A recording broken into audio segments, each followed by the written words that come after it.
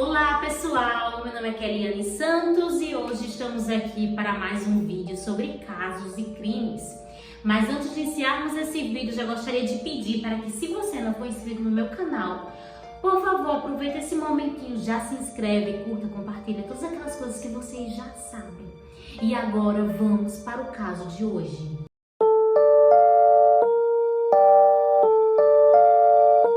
O maior acidente radiológico da história aconteceu nada mais nada menos do que aqui no Brasil, em Goiânia. Foi o maior do Brasil e do mundo, se tratando que o acidente aconteceu fora de uma usina nuclear.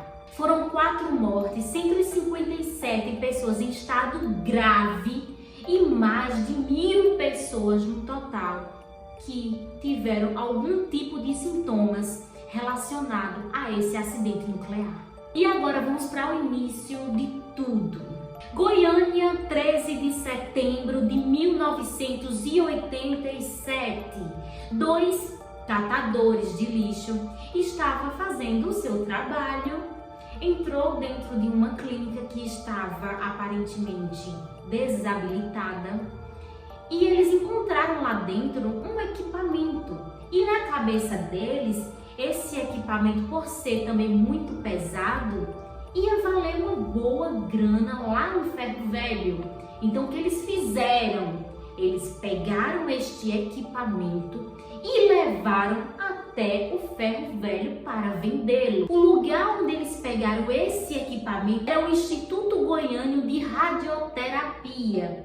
E era uma clínica que estava abandonada. Antes deles levarem o equipamento até o Ferro Velho para vender, eles começaram a desmontar as peças. Aliás, era muito grande, era muito pesado, não dava para levar inteira para o local. Então, quando foi no dia 18 de setembro de 1987, o mesmo mês que eles pegaram a peça, eles levaram até o Ferro Velho com o objetivo de vendê-la.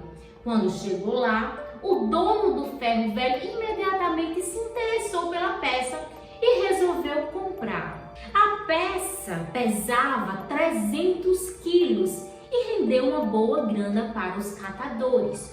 O nome do dono do Ferro Velho era Devair. Imediatamente, Devair, ele chama 2 funcionários seus para poder continuar a desmontagem das peças. Então eles começaram a marretar de toda forma, marretava de um lado e marretava do outro, a fim de separar todas as partes, até que em um dado momento eles encontram tipo uma cápsula dentro de todo aquele equipamento. E eles resolvem tirar essa cápsula, de lá, separar das outras peças. Essa cápsula estava dentro do cabeçote de chumbo da peça. Estava bem guardada, bem acoplada dentro de toda a máquina. Então ele achou muito interessante, ele abriu lá. Quando ele abriu a cápsula, ele encontrou tipo um pozinho dentro da cápsula, com que tinha mais ou menos cerca de umas 19 gramas. Era bem pouquinho mesmo. E esse pozinho era muito interessante e levou a curiosidade tanto dele quanto das pessoas que estavam lá no local. Por quê? Porque pelo dia ela brilhava assim, parecia uma cor meio esbranquiçada, iluminada. Só que quando chegava na parte da noite, quando colocava ela num ambiente um pouco mais escuro, ela ficava com um pó azul e ela brilhava muito mais no escuro. Então ele achou muito interessante aquela areinha e ele resolveu levar para casa. Quando ele levou essa peça para casa, ele começou a mostrar a todo mundo. Mostrou para a irmã, mostrou para a esposa dele, a Maria Gabriela, mostrou para a filhinha, mostrou para um monte de gente, porque ficou todo mundo bem interessado em saber do que se tratava e acharam muito bonito. No dia seguinte, o irmão de Devair visita o Ferro Velho e o Devair mostra para ele, a cápsula, o pozinho que tinha lá dentro, e ele achou muito bonito. Então o que ele fez? Ele pegou um pouco do pó, colocou no seu bolso e levou para casa. Chegando em casa, ele mostrou para a esposa e principalmente para sua pequena filha, chamada Lady. A Lady se interessou imediatamente pelaquela areia. Olha, papai, que areia linda! Quando apagava a luz, ela brilhava. Então ela ficou muito entusiasmada com aquela areia. Então ela se lambuzou com a areia, ela brincou com a areia, ela fez um monte de coisa que não podia fazer com aquela areia, que eles nem sabiam o que era até então. Só que pouco tempo depois, as pessoas começaram a ficar doentes, começaram a ficar passando mal e foram para o hospital. Chegando no hospital, deram o mesmo sintoma e os médicos não sabiam o que era que estava acontecendo. Eles falaram que poderia ser algum tipo de epidemia que estava acontecendo na região, ou principalmente perto de lá, do pessoal da mesma família, porque as pessoas que estavam aparecendo com os sintomas semelhantes eram pessoas da mesma família. Então, todo mundo começou a ficar preocupado, mas ninguém sabia direito do que se tratava. Só que a esposa de Devari, Maria Gabriela, ela começou a associar as coisas e ela percebeu que as pessoas começaram a ficar doentes depois que ele trouxe aquela cápsula para dentro de casa, para perto da família. Então ela resolveu, muito sábia, ela resolveu pegar um pouco da substância e a peça e levar até a vigilância sanitária para que eles pudessem averiguar que tipo de material era aquele. Então, assim ela fez. Isso já era o dia 28 de setembro de 1987. Todos esses fatos foram ocorrendo dentro do mesmo mês.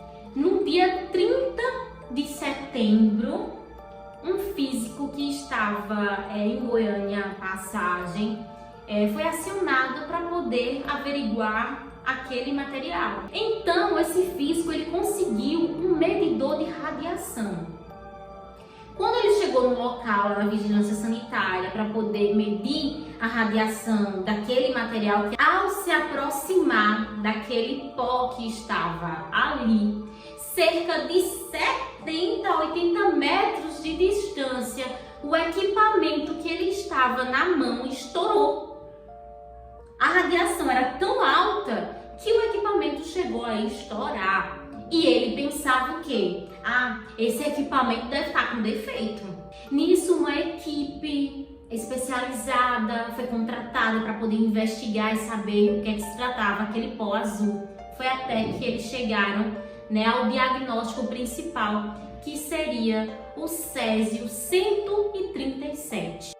É um material radioativo que emite raios gama, radiação ionizante muito perigosa e que pode penetrar profundamente no corpo. Os raios gama são o tipo mais energético e perigoso de radiação ionizante, que pode retirar elétrons dos átomos de organismos vivos, danificando células e DNA. A quantidade de radiação que a cápsula emite é de 19 gigabequerels, o equivalente a cerca de 10 raios-x por hora. Então, isso é que é o césio 137.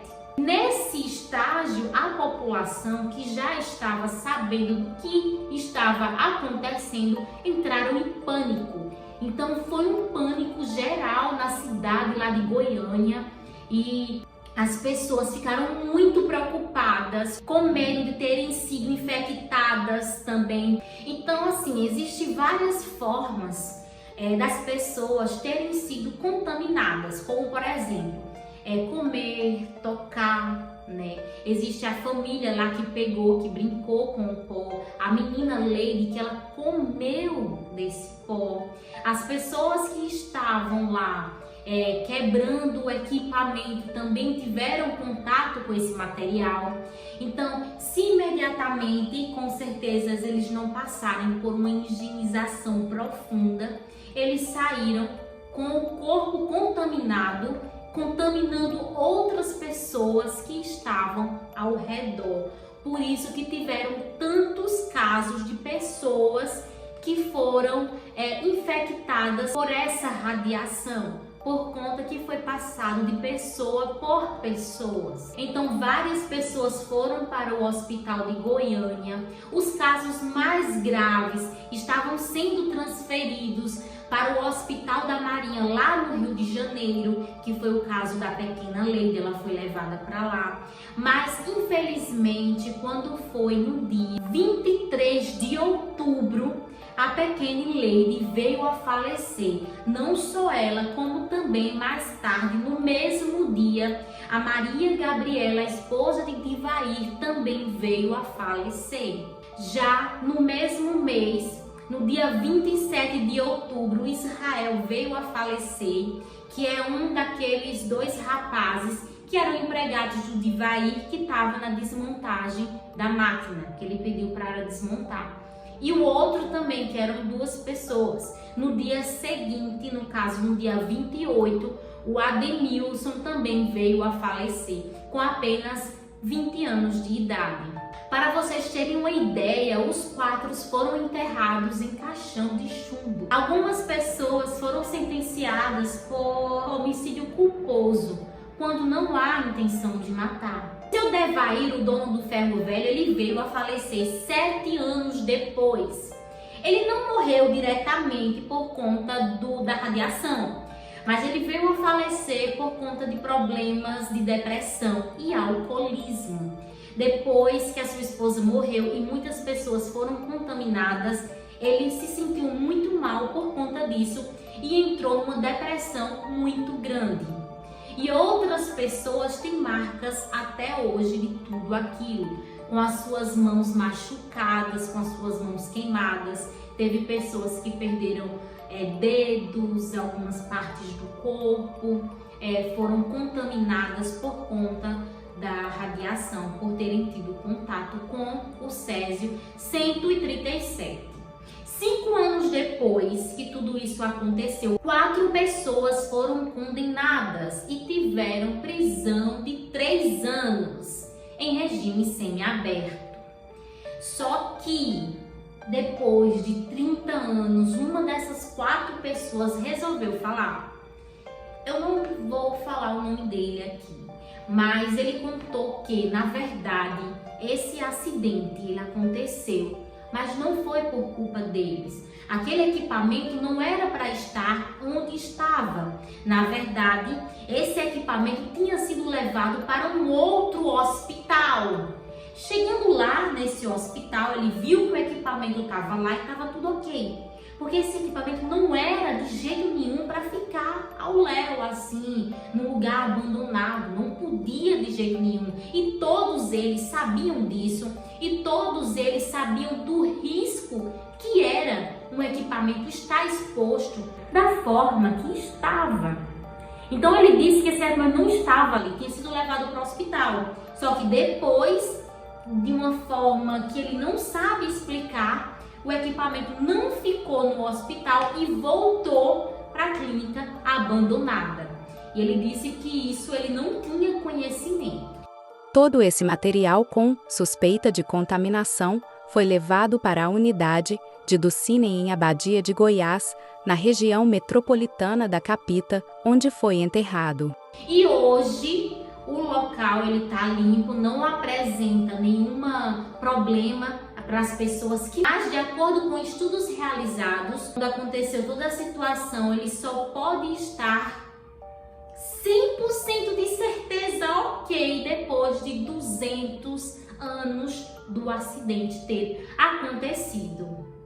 Hoje, lá a clínica, né, que era o Instituto Goiânico de Radiologia, hoje é o centro de convenções da cidade. E o ferro velho e a casa de Devair hoje não existe mais. Gente, esse é um caso que aconteceu há muitos anos atrás, não tantos anos atrás assim, mas é um caso que ele não deve morrer, ele deve perpetuar, outras pessoas devem falar sim sobre esse caso, também como uma forma de alerta, para que um acidente como esse não venha a acontecer novamente em outros lugares.